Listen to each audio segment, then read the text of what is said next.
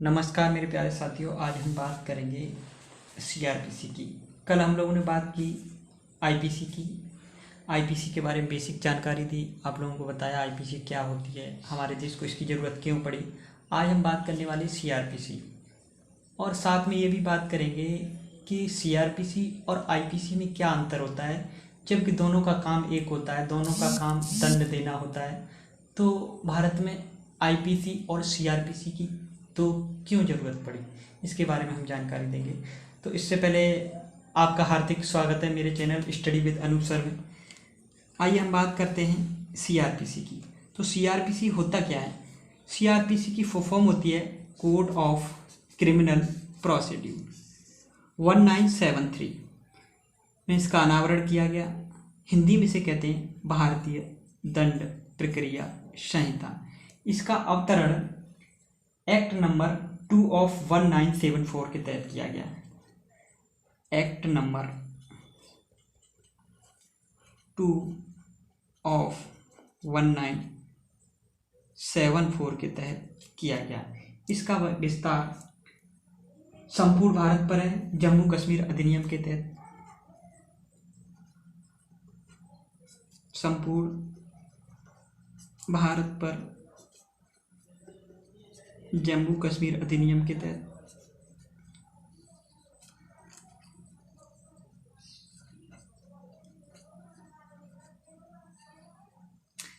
अनुच्छेद 370 हटने के बाद अब सारी प्रक्रियाएं, सभी धाराएं पूरे भारत पर लागू हो गई हैं। पहले जम्मू कश्मीर को छोड़कर पूरे भारत पर लागू थी। इसको लागू कब किया गया? सीआरपीसी को 1 अप्रैल 1974 को पूरे भारत में।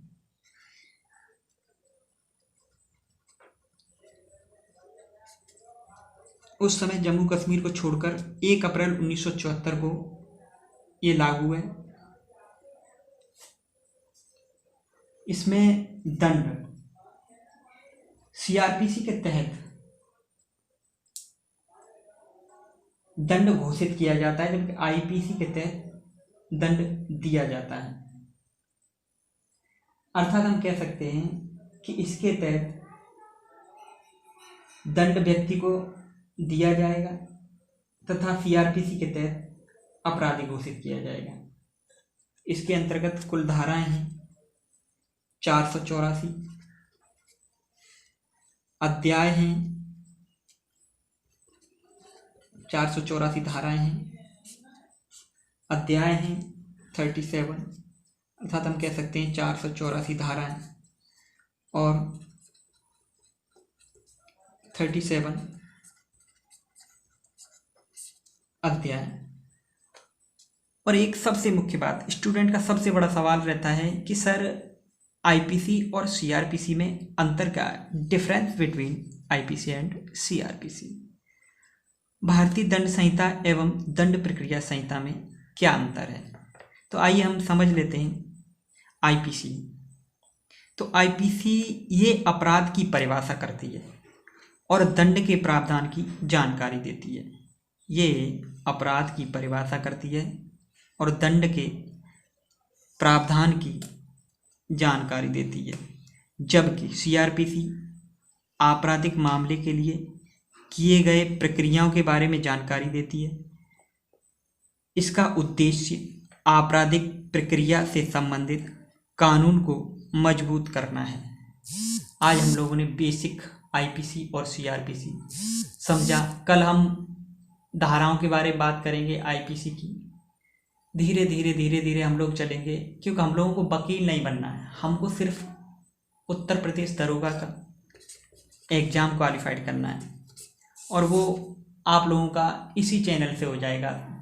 मैं आप लोगों से वादा करता हूँ कि आईपीसी, सीआरपीसी और अधिनियम और संविधान से संबंधित कोई भी प्रश्न आपका इसी चैनल से हल हो जाएगा।